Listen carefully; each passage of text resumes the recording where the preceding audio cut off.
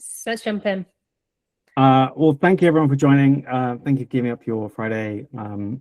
Creative strategy is obviously a very hot topic, very changing environment. So we want to give you an overview of like how the world is changing and how you can think about that from a company and an individual perspective. So I found this great quote from 3 years ago. Over the next 5 years, every DC business will have full-time content creators on staff. The best will be comped more than their execs and will drive more value than anyone else in the business, which is an interesting prediction for the future and coming true in many situations. It's probably more accurate to be all businesses rather than just D2C, which we'll talk about in a sec. So in terms of today, all these intros, we'll talk about kind of who we're going to talk to. We'll have got a few slides around how creative strategy is evolving, how businesses are thinking about it, how careers are evolving as well, with some benchmarks around salary. And then I will shut up and let Vic and Piers give their feedback. And then we'll have time at the end for some Q&A. If there's any burning questions you have along the way, just add them into the chat and we will bring them forward. So Vic, do you want to give us a sort of one line or couple lines intro in terms of who you are? Hello, I'm Vic, Victoire. I'm head of performance creative at Wonderskin. I've been with the business for about a year and a half now. And before that, I was on the creative agency side. So my role right now is leading the creative strategy department, managing the performance creative ads production across the business, across all of the different platforms. Perfect. Piers? Hey, I'm Piers, CMO at Mouse. If you don't know us, we throw phones and backpacks off buildings mainly. That's what we're mostly known for.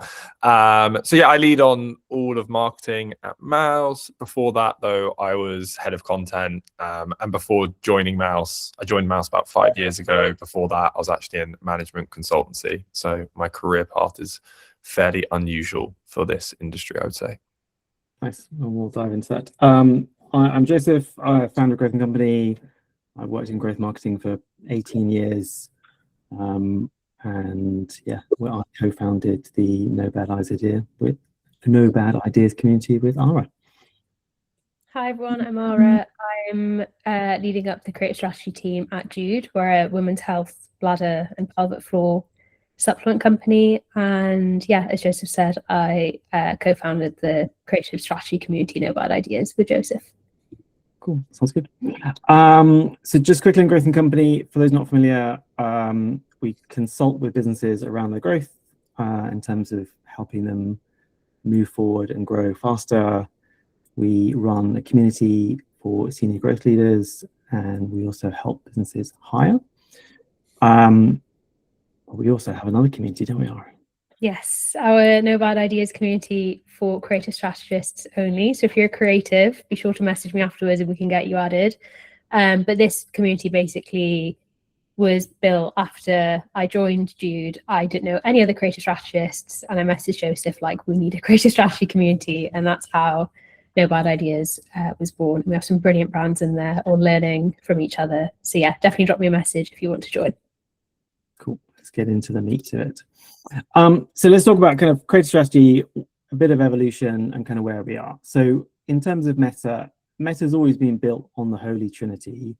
So it is creative, it is your targeting in terms of who you're putting the right message in front of the right person, and it is your conversion, which is your monetization piece. So converting a click into a subscribing customer into LTV.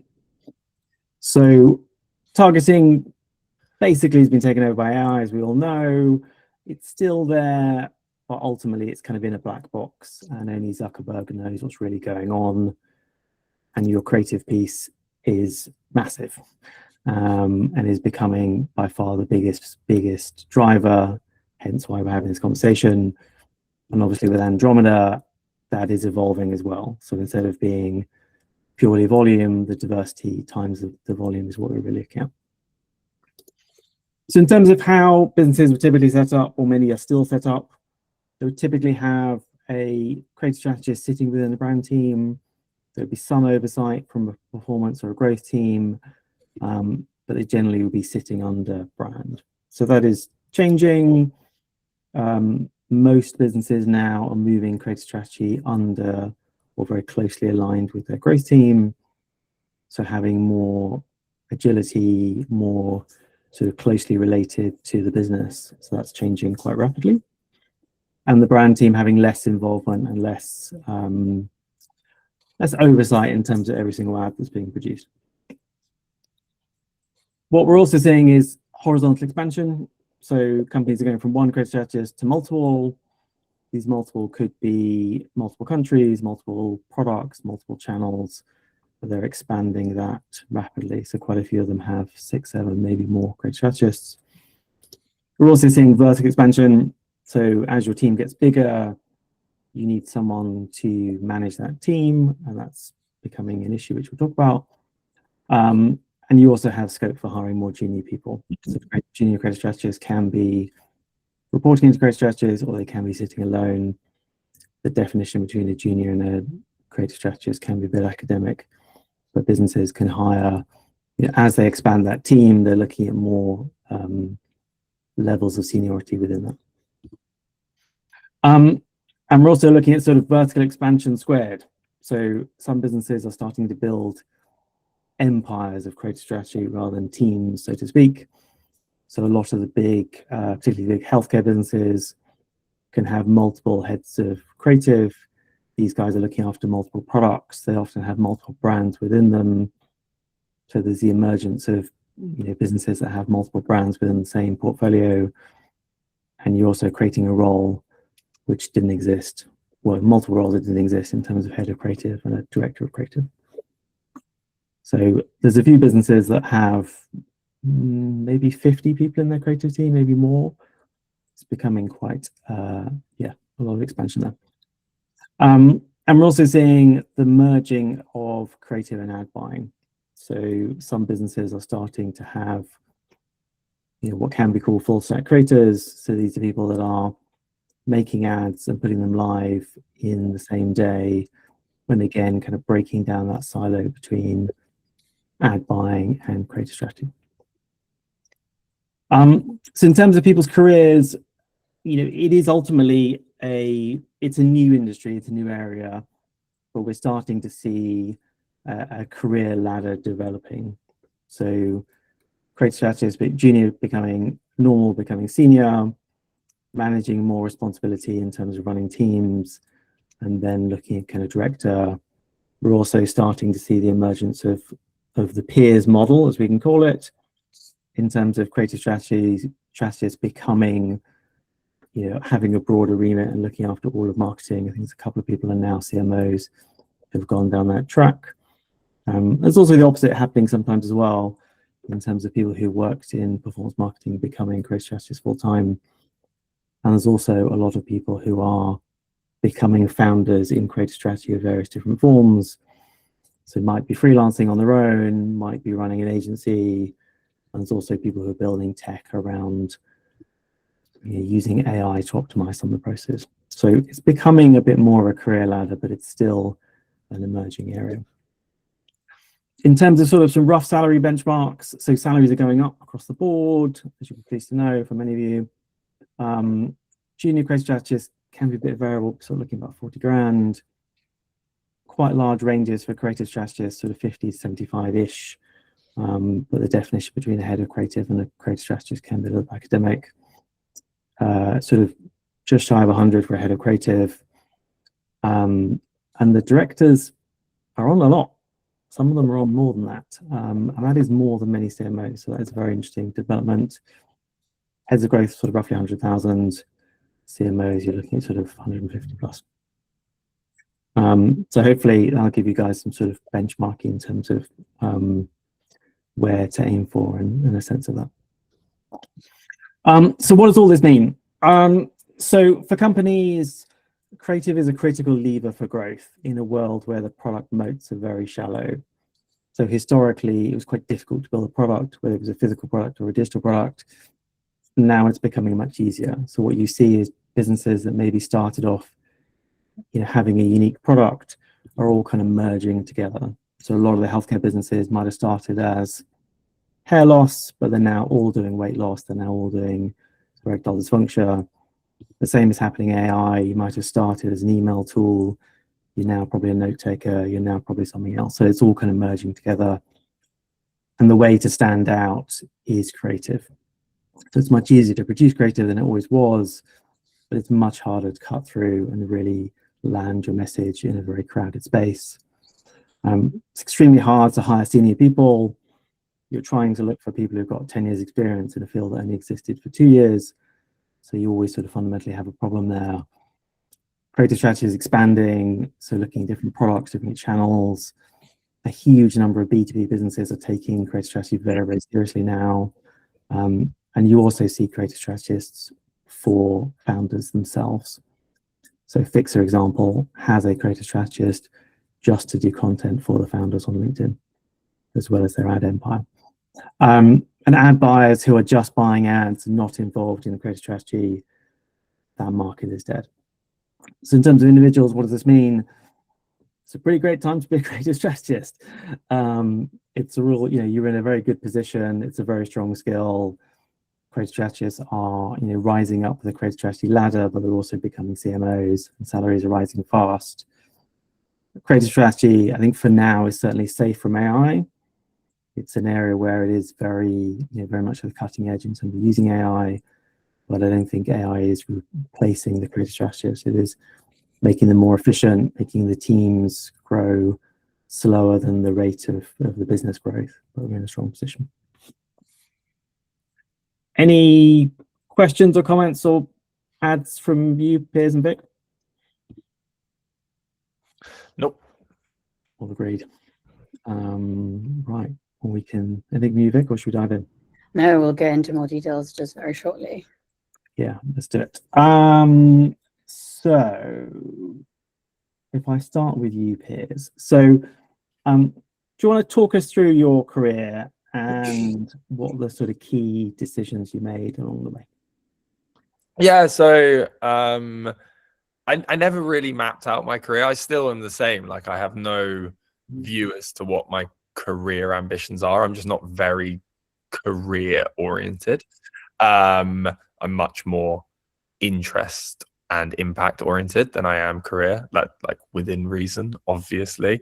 So yeah, I mean, I did politics and economics university. I then went into management consultancy. So I saw myself having a far more corporate career, just doing something like strategy consultancy, management consultancy, if I wasn't doing finance. But I was always very entrepreneurial. So I started a few businesses back at uni. I grew a very big Instagram page with my brother, helped him start a creative agency and website.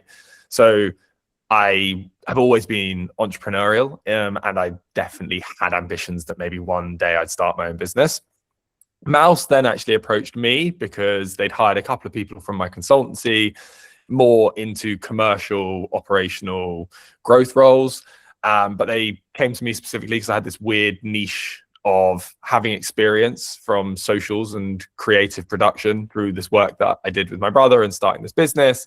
But then I had a very analytical, data-led background where I was making very data-centric decisions. And what they wanted was someone to look at creative in a more data-led, logical way or commercial way, which now is what we call creative strategy. But this was 5.5 years ago, and there wasn't really, that term wasn't coined in the same way, and it definitely wasn't as big a discussion as it is now. So that's how I came in. I came into the growth team, and I was sort of a bridge between creative and ad buying, I guess. I saw very quickly, which fits in with a lot of things that Joseph is saying, that creative was the #1 lever we could pull at that time. There was the biggest opportunity there. Our creative team just weren't understanding the levers that they could pull, the commercial impact they could have within the business. So that's really why I got obsessed within creative. I definitely have like an inherent love for creative, but I was much more keen to get into it because I could just see it having huge impact on the business. So that's why I went in that direction. I then ended up the whole of the creative team and changing the whole way that was structured and functioned. And then from there became CMO. But the reason that Mouse were probably willing to make me CMO is because my background's very analytical and commercial, but then I got very obsessed with creative. Creative is a huge lever we can pull. And I would say, like, for creative strategy more generally, it's not just about ads. It's also about how you're hitting people on so many different touch points, whether it's website, organic, email, like all of these things are the same sort of mindset. It's more about just being like really marketing savvy. And that's kind of why I'd have more levers to pull than maybe some more classic CMOs, where you're more led by commercial and data-led decisions, which of course are important for us. But if you can't pull those creative levers and come up with those ideas, you're just hindered far more in what impact you can actually have. So that's my career route and why it's happened in that way. But there was definitely no thought behind it at all. Like, I did not have an ambition to become CMO of Mouse. I wasn't making any strategic decisions. I was just trying to be really, really good at what I was doing and chase impact. Just like, where can I get obsessed and have the biggest impact for this business possible? And that's kind of led me in this way. Great. I think that's one of the learnings from this for hopefully the audience is people don't necessarily have a grand plan, right? It's good to sort of follow your path. What about you, Vic? Talk us through your career. So my background is very different from peers, but the angle is similar, that I didn't know what I wanted to do when I first started. So I graduated from Loughborough University about 10 years ago with a degree in communication and media. So I kind of knew that I wanted to be in the marketing world, doing some kind of creative, but honestly, at the time, I had no idea. So found this internship into this creative agency as like a junior content exec.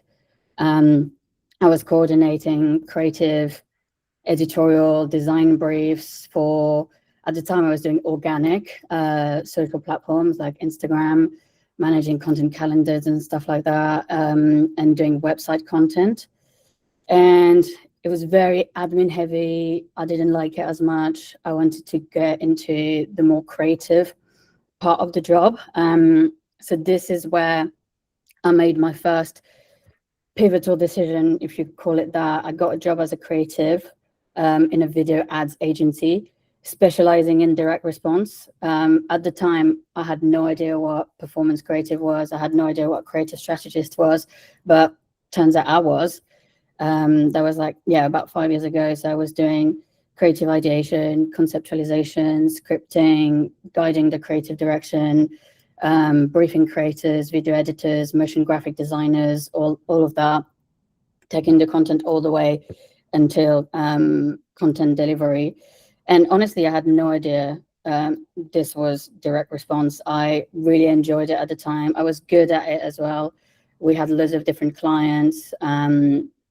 The business was expanding pretty nicely, working on loads of different brands, really flexing my creative brains. I ended up doing some content for super random clients. And this is where you're like, okay, so it's not just what looks good. You also need to understand the client really well, because by understanding the client really well, this is where you can make content that resonates with that audience.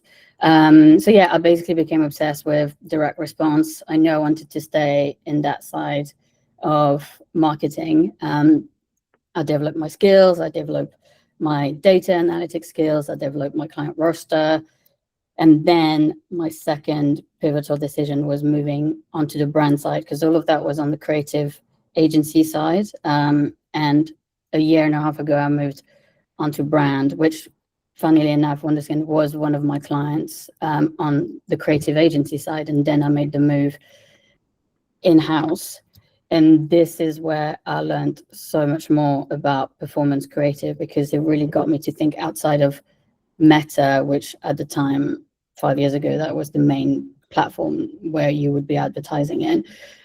So now I get to think about performance creative really strategically, holistically, thinking outside of just Meta, what does well on Meta, and thinking about all of the relations between the different teams within the brand as well. Great. And obviously, Vic, you've been at sort of agency and in-house. Like, what how would you see them as different, and what advice would you have for agency people thinking about moving in-house? The main difference for me is understand what happens with your content, because when you work on a content agency, creative agency, once you hand over the content to the client, you have no idea what they do with it. You have no idea how to test it. You have no idea if they even test it. You ask for data. Sometimes they don't share. Sometimes they share, if you're lucky. But you also don't really understand the business goals, the business, like, why are they asking you to do a batch on this kind of content on this product for this month, for example. Whereas when you're on the brand side, you have this holistic understanding of why suddenly we're going to be pivoting the hero products to this hero product, or you understand as well how it is to work with a growth team, website, how to optimize landing pages. You understand the full funnel from the moment your content is being seen on a platform. You understand the whole journey from that moment until they end up on the website and they end up buying the product and they end up receiving the product. So I think that is really the main difference between creative agency and in-house. And I think from my own experience, I really encourage anybody to have both experiences, because you learn a complete different part of creative strategy. Okay, great. And sticking with you, Vic, what advice would you have for someone looking to become a creative strategist?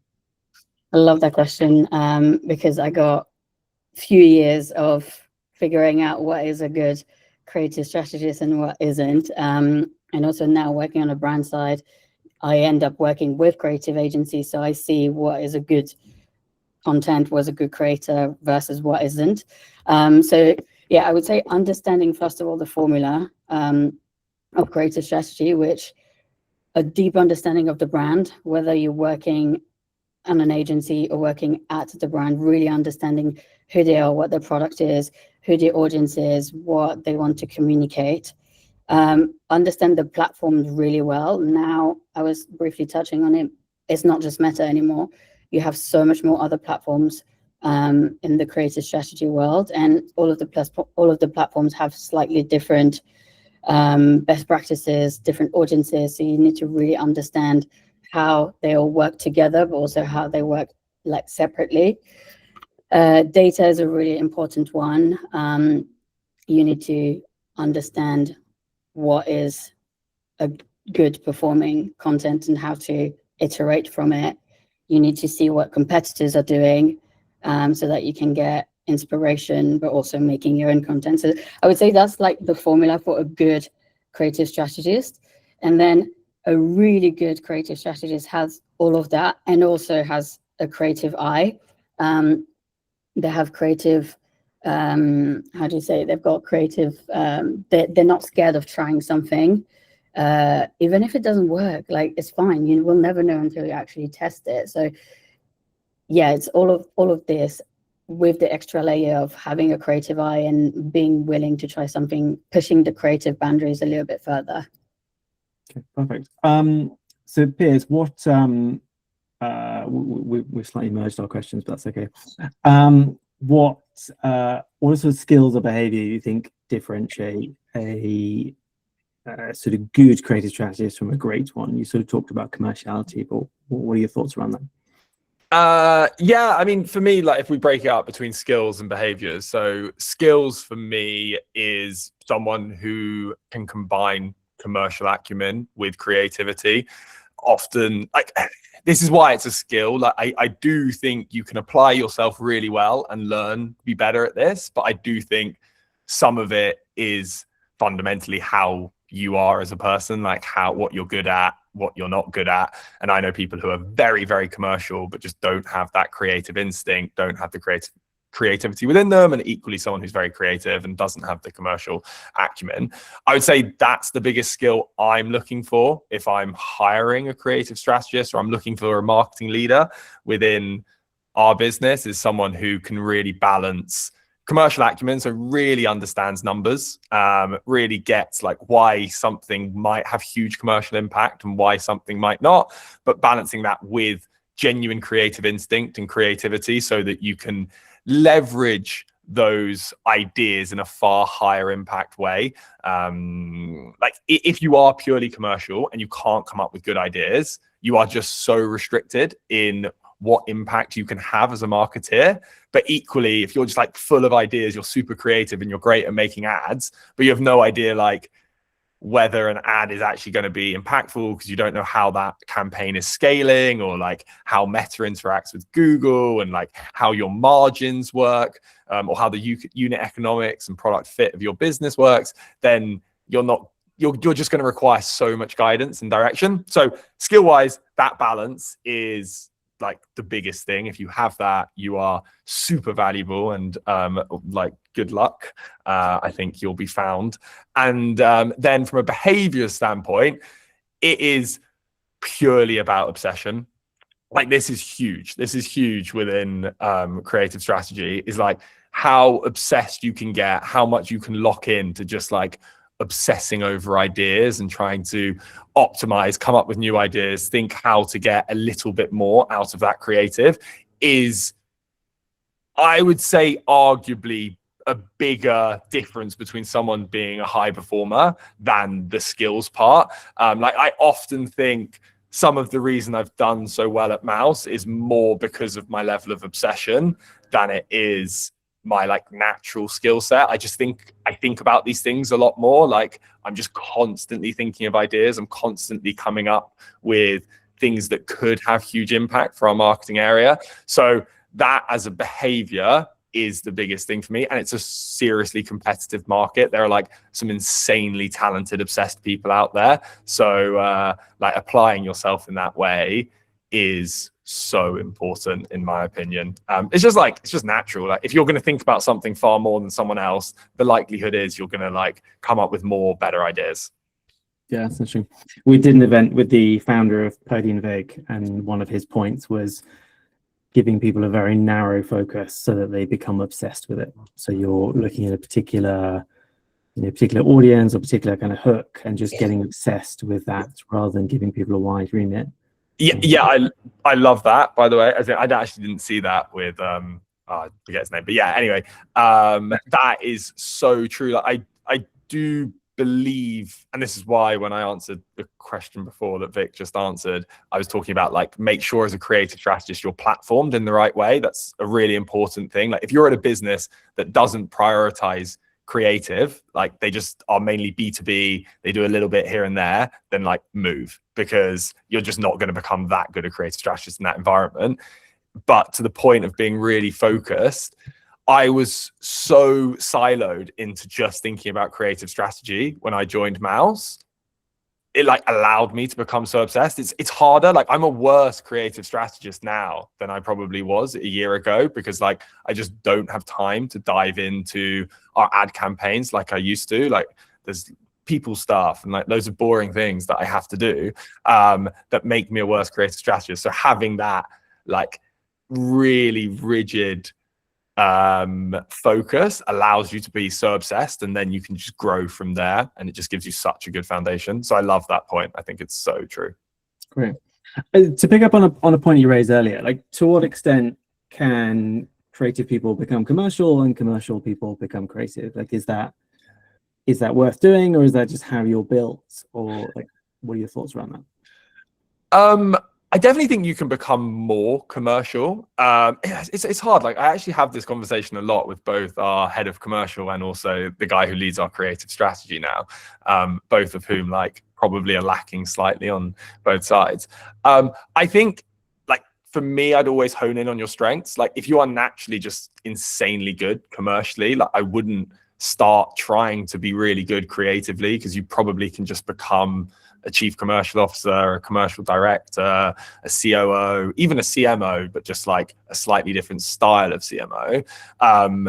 And yeah, like try and really understand the creative, and you'll become performance oriented, but like you don't necessarily need to get into script writing and feeding back on edits if that's just not what comes naturally to you. And you don't feel obsessive or interested in it, I wouldn't necessarily advise that. And equally, if you're a creative and you're just like insane at storytelling and just an incredible editor, an incredible content creator, I think you're better off becoming really performance focused. So it's not that complicated to try and work out what works well. Like most people who like run their own organic channels, like if you've got your own personal profile, like you start to learn like what does the algorithm like, what do people interact with well, and that's just having a performance focused mindset. You can easily then apply that to Meta, to TikTok, to Snap, to YouTube, whatever. Like that then will make you so powerful as a creator or a creative strategist. So that's like the way I try and start thinking about things commercially, just by becoming performance focused. And you, like, to the point Joe was making before, like you can earn huge money doing that. You probably earn more than me at Mouse just by being that person who's better than everyone else at doing that. And therefore I'd really hone in on that. I probably wouldn't necessarily go, I now need to become this commercial leader and really understand all the numbers and the unit economics and the business strategy, because you'll probably like start focusing on something that doesn't even come as naturally to you and become less valuable. That would be my advice. Yeah, I think a bit I would add is that it's often good to spend time in someone else's shoes. So a lot of advice I give to people is go and spend a day with your CFO. And you're never going to become a CFO, but like understanding what they're concerned about, how they think about things, super useful. So just a little bit of that perspective rather than trying to be, a mini commercial person. Yeah. Any advice from you, Vic, in terms of sort of good versus great? Anything else you add in terms of? I just want to add a small point to the discussion that we're just having now, because coming from the creative side of the job, for me, there's two types of creatives. There's the creatives that's really good at doing the bigger picture stuff, coming up with really big campaigns that people are going to be talking about. You're going to have LinkedIn posts about it. You're going to end up in like creative publications, billboards and stuff like that. But you also have creatives that are not good at that, but still have a really creative eye, know what looks good, have taste and judgment. And this is the type of creative that can be doing really, really good in performance creative, because the one thing I would be, if I'm hiring for a creative strategist, I wouldn't look at someone who's doing more of the bigger picture, because I would be worried that going into the performance creative would really constrain them, because performance creative is quite led by commercial data and things like that. So it's different creatives. So just one thing I wanted to raise and disagree on. Good. We like a bit of disagreement. We don't like webinars where everyone agrees. And in terms of like for people in the audience, like what can they do to upskill themselves? If you're creative strategist, you want to get to the sort of 200 grand director of creative, what are things that they could be working on? Should we keep with you, Vic? This is where I agree with Pierce, is just obsession. Honestly, just finding something that you truly obsessed with, but also enjoy, because it's really difficult to spend so much time looking at the data, looking at competitors if you don't like it. So if you don't like creative strategy, my first tip is do not do it. But otherwise, yeah, look at the different platforms. I was saying again, Meta was the main platforms that people were doing ads for, but now there's so much competition on Meta. Is very important to see outside of that. So spend time understanding TikTok, TikTok Shop, TikTok affiliates, spend time understanding AppLovin and Axon, spend time understanding Snapchat. All of the different platforms will have different audiences and different best practices, and creatives will work good on one platform but not on another one. Spend time at looking what other top spending brands are doing, not just in your vertical. Also have a look at what other verticals are doing, because there's always something that you can look and adapt to your brand. Also look outside of the ads ecosystem. I look for so much inspiration in CRM. I subscribe to so many beauty emails because their visuals are always look so good, and you can take that visual, slap a headline on it and product benefits, and that's a really beautiful static that will convert. So yeah, I would say that's very, very important. Look for source of inspiration outside of, because you can be so funneled into platforms that sometimes you forget everything else. Speak with other peers. I think today there's one person that I was working with in a previous agency, and Sasuke, and also is a really good friend of mine today. We speak about creative all the time. We share each other ads. We share with each other problems that we're having with other agencies, if we are looking for help, if we're looking for inspiration, if we simply don't know if our ad is good or not, like, it's really helpful. And also, obviously, you've got this beautiful community that Aaron. I'm glad you said it rather than me. Of course, this is the moment. Yeah, so No Bad Ideas also, it's still very much in its infancy, but it's a very good platform. So we've met up a few times, and it's really nice to meet people that do the same job as you, because it didn't exist a few years ago. So being able to speak with those people, hear what other people are doing, how are they doing with their brands, with their agencies, it's really helpful. Anything you'd add, Piers?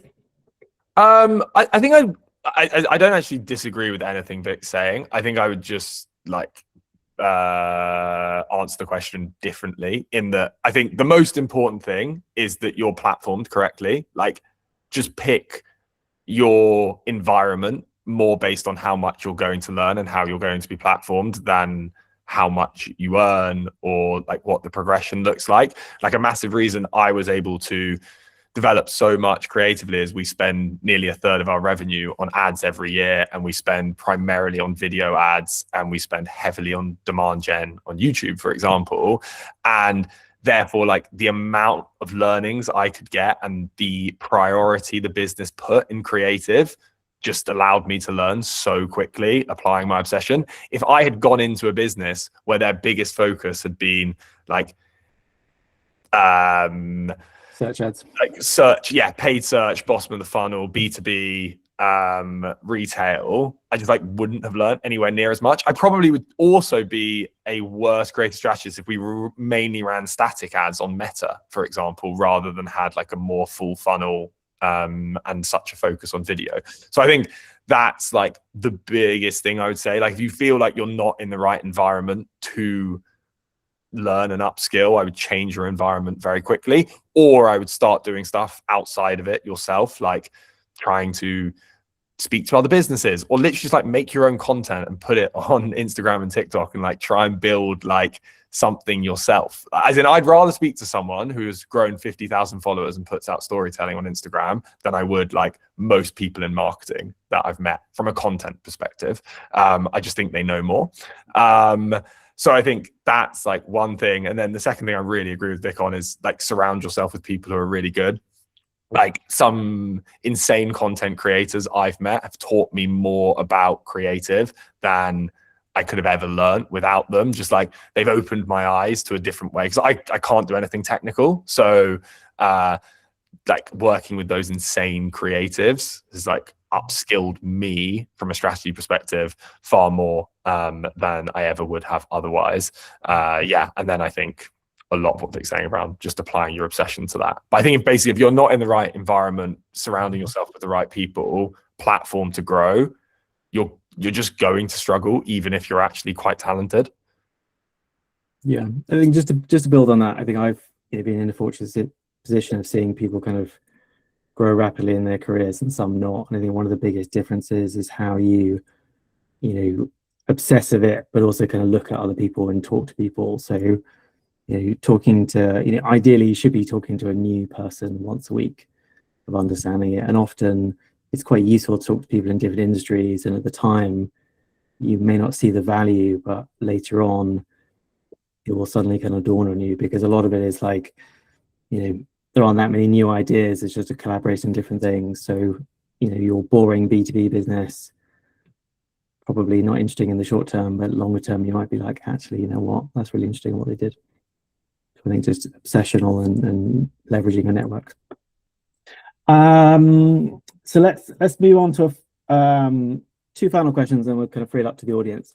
So if we go to you, Vic, what are your predictions for the future? How do you see creative strategy evolving in the next 2 years?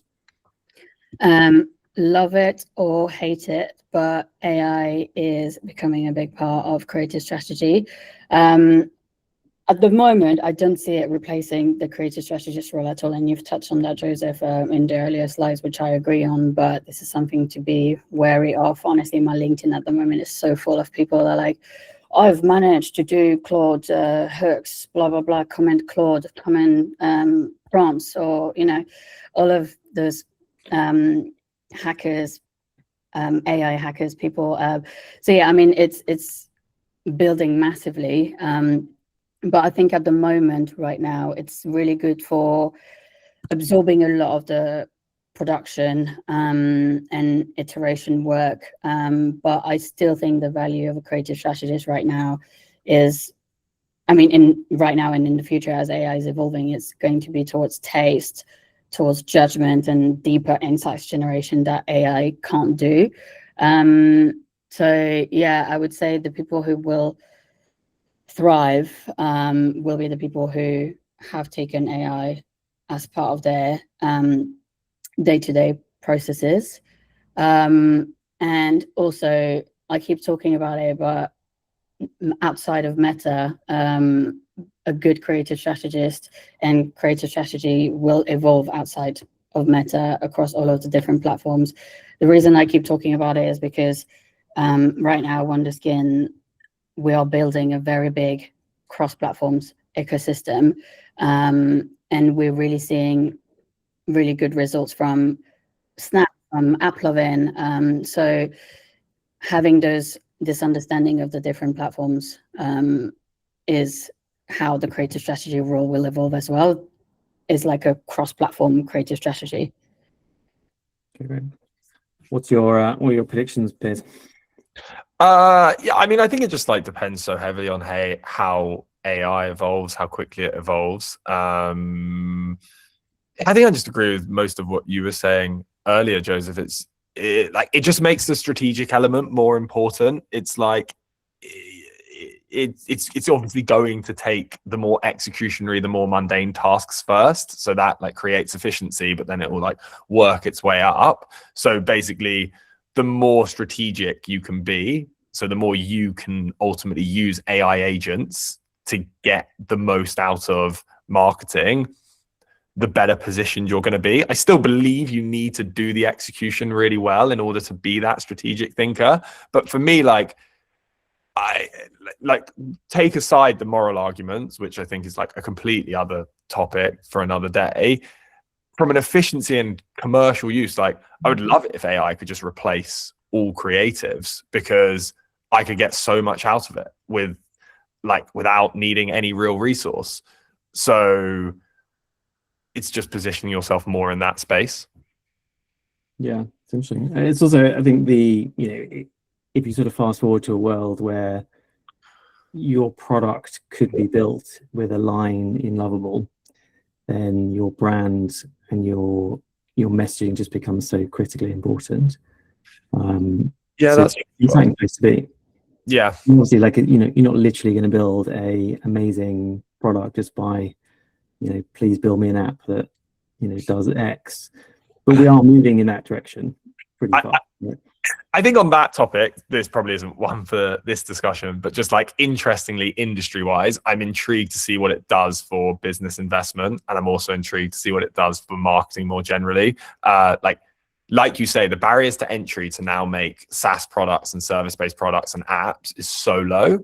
So like, will that switch to more of a prioritization towards product-led businesses where like the barriers to entry are still quite high, especially if you're putting a lot of product development in. So from an industry standpoint, I'm interested to see how that plays out. And then secondly, from a marketing side, does it change the way we value market? Like, do in-person events become far more valuable because people are so fed up with AI just filling their video streams? Or does like creative that is so clearly not AI, so like we do a lot of live demo stunts, do they become more valuable because they're hard, they're so obviously real and people value them higher. I'm intrigued to see how that landscape plays out. It doesn't really affect the conversation we're having in creative strategy, but I think that's interesting. We actually did a webinar on a similar topic 2 weeks ago, which is on our YouTube channel. Oh, nice. So we did have a question about your grand plan. The conclusion from both of you is that you don't have a grand plan. And I think that's an interesting learning for people in the audience as well, is that people often don't have a grand plan. They didn't start with a grand plan and don't have a grand plan. And not having a grand plan is absolutely fine, and letting your career evolve in terms of what feels natural. So we've got a lot of questions. Let's open it up to a few of them. If we start with the first one, so I think these are more on sort of general creative strategy, but if we start with Joe, so basically what we're saying is, to what extent are you making content per channel versus sort of rehashing it, so to speak? How do you think about content for YouTube versus Meta, for example? Do you want to start with that, Piers? Yeah, I'm happy to start. It sounds like, Vic, you guys run on more platforms than us. I'm intrigued to hear your answer. Generally for us, like, there is overlap. Like, we can get something to win on TikTok, Meta, and YouTube if it's like an insanely good creative and a really good story. But generally speaking, we see them quite differently. And I'd say most of the time now, what's winning on, well, Meta and YouTube are really our main channels, so I'll just focus on that. What we see winning on Meta is different to what we see winning on YouTube, and that's primarily because we spend a lot in demand gen, so you're getting wide videos, 5 seconds skippable ads versus mostly vertical stuff on Meta.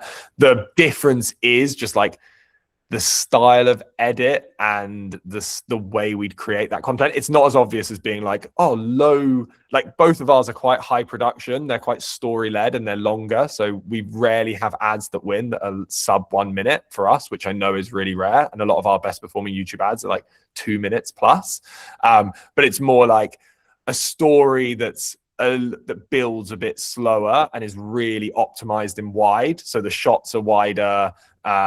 It looks a little bit more cinematic, can really take off on YouTube and just absolutely die on Meta. Whereas the stuff we see winning on Meta is the much more like classic UGC story-led pieces. I don't know if people have seen our ads, but the stuff you'd almost see from like a creator where you've got central subs, very fast-paced edits, sometimes like actual UGC, which is like faked UGC by us, but someone presenting on camera, but just much more native to the platform.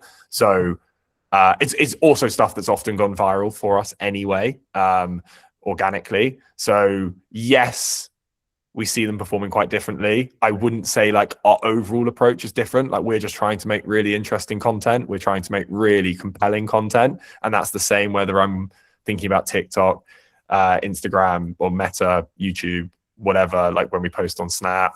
Like, the thought process and aim behind it's always the same, but just because of how people interact with those different channels, what actually performs can be a bit different. Great. What's your take on that, Vic? Yeah, I agree with that. A lot of the content we aim to reuse across the different platforms. Like, something we've seen a top performer on TikTok usually is also a top performer on Meta and vice versa. For example, if we've got TikTok shop creative that is generating a very big GMV, we will ask them if we can use their content on Meta, usually with a small fee. And obviously you still need to edit it slightly because a lot of the time TikTok shop creatives, they will mention like click the orange card or like tap the link below, things like that. So you need to edit it slightly so that it works on Meta because of the UI looking different. And obviously you don't have orange cart on Meta. But yeah, that's something that we've seen. But at the same time, this shouldn't be your only strategy, because you shouldn't rely so much on having a top performer on Meta that will work also on TikTok, because sometimes it just doesn't. And you also have platform practices that are different. For example, right now on Meta, we are seeing shorter videos, like 15 to 20 seconds videos, performing really, really well, which has changed. It wasn't always the strategy. and it was always what the algorithm was prioritizing. But then if you look on AppLovin, the algorithm is prioritizing videos that are over 45 seconds. So how do you use the content that is 20 seconds and you use it on a platform that is 45 seconds plus? Like, this is why I'm saying sometimes the content, reusing it doesn't always work, but you find ways of making that work, whether it's creating a mashup, adding some like product, UGC product shots in between to make the content longer. Yeah, you can reuse your content and making something that works for the different platform. Okay, great. There was a question from Emily in the chat, which is probably more for me. So current salaries are high because current salaries are high because is demand higher than supply? Do you think creative strategy is a bubble that will burst? So yes, salaries are rising because of demand and supply. I don't think the fundamentals that are driving that are different. So I think the D2C businesses are generally built on pretty strong stuff. I think they're better on their unit economics than they were.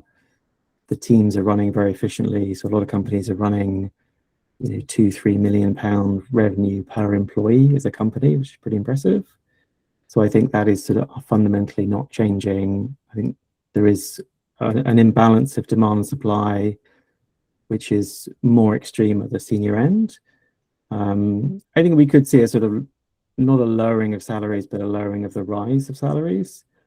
And I think particularly more at the junior end, when you're only sort of, a few months in, some people are looking for pretty high salaries. So I think there'll be a little bit of adjustment at that lower end, but I think things will carry on at the kind of middle to upper end. Question, I think, a lot of sort of practical questions, but one from Millie. What are your favorite AI tools? Yeah, do you want to go for this? Like, to be honest, we don't leverage AI anywhere near as much as we can. So I know this is a really popular question, but I don't think I've got a great answer for it. Like, we have some really good efficiency gains from AI. So like Motion's great. Ad Manage AI is brilliant for like uploading and saving you a huge amount of time there. Claude and ChatGPT are great. Like, we're switching over to Claude. We think it's better for script writing and building out strategic creative plans versus ChatGPT. And we are like speaking transparently in conversations with quite a big AI integration to our whole marketing function that would involve us like integrating onto Anthropic with all of our systems in a much more built out, seamless way. So that's quite a big move for us and quite a big investment. But I don't have, and then just from a editing standpoint, we what's it called? Hidigi? Does anyone know the name I'm trying to think of? It's I can find it and send it afterwards if you want, but it's a very, very good app for some really, really cool editing stuff you can do. But yeah, generally speaking, I don't have like any killer AI tools that like this just changes the game for us. Great. What about you, Vic? Yeah, neither. We're very much not utilizing AI as much as we should to improve workflows. We are using Claude a lot in different part of the businesses, using it, dropping like consumer insights, reviews, looking at comments across all of the ads to see if Claude can look at the comments and generate some hooks that responds directly to customers' problems. Same like asking Claude to screen Reddit and other Quora and other sites where people would be talking about your product to generate some insights. But it's very much like the early stages of content creation, very much at the ideation stage. We are looking at outsourcing AI production, mostly for product shots, because we simply don't have enough, and we think AI is a good opportunity to skip shoots, expensive shoots, time-consuming shoots, to create more product shots. But yeah, I'm not sure how much this answer is helpful. No worries. So yeah, for the people not following the chat, it's Higgsfield. I think you mentioned, or Higgsfield. You mentioned. Yes, it is Higgsfield. That was embarrassing me trying to think of that name. Isaac would be laughing at me right now, but thank you guys in the chat. No worries. Any other questions in the last couple of minutes? Anything else on the chat? I have one that someone submitted when signing up. Probably quite a quick one, an easy one to answer for you both. But is there a right amount of time to wait to bring up progression to your business, to your line manager? And if so, like, how do you bring it up, especially in a space where that path isn't really clearly defined? Piers, do you want to go first? Yeah. I think the way I'd answer this is I would focus firstly on just becoming really, really good and really valuable. That's the most important thing. And like, it's kind of hard to know how valuable you are, but like, just make sure that that is your primary focus. Like I did years of probably being quite undervalued within the business, which I don't know whether it was the right move, but it at least allowed me to like suddenly make some very big steps up because I was very focused on just becoming really good at what I was doing. But I do think you should be there. Like if you do become valuable, the amount businesses will value this skill set is insane. So like push hard, and like Joseph probably knows more about my career route than people on this call, but like you suddenly will maybe have an experience that shows how valuable you are and how valuable this skill set is. And therefore, I would always encourage you, once you believe that you are adding that value, to push hard. Look for opportunities elsewhere as well to see how they're valuing this and where you stand in the market. But I think only do that once you really feel like you are nailing this and providing huge value to the business that you're doing. That has to be your primary concern. Yeah, we did plug it again. We did a webinar in December, which is on my YouTube channel again, about salary negotiation. Often, if you have a massive win, that's a good time to do it as well. Every time I've negotiated salary, it's off the back of, oh, we smashed our numbers. Yeah, we're going to talk about salary. But yeah, I agree with that. Anything you'd add to that, Vic? No, agree with that. Become really, really good within the business, and also see where you could go within the business. Look at where, identify some gaps, and then see how you can upskill in those gaps if that's something you're interested in. Because as I said, you need to be really passionate about creative strategy. So that, yeah, that would be my answer. Great. Well, thank you so much, guys. It's really, really appreciate you giving up your time. Like really, really useful insights in terms of how creative strategy is evolving and how people need to think about their careers. So thank you so much. And thanks for everyone for giving up their Friday lunchtime. Thanks, everyone. Thanks so much, guys. Thank you. All right. Have a good day, guys. Bye. Bye, guys. Bye.